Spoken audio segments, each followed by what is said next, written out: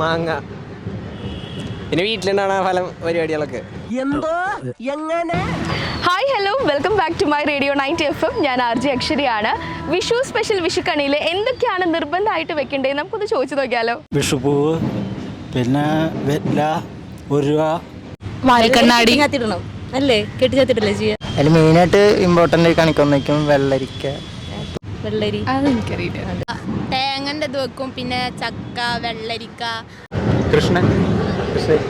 കൃഷ്ണൻ്റെ വിഗ്രഹം, പിന്നെ ഫ്രൂട്ട്സ്, ആപ്പിള്, മുന്തിരി, കൊന്നപ്പൂവ്, വെള്ളരിക്ക, മത്തങ്ങ, മത്തങ്ങയില്ലേ, വെള്ളരിക്ക, കണിക്കൊന്ന, സ്വർണം, കൊന്ന ഞാൻ പറഞ്ഞു.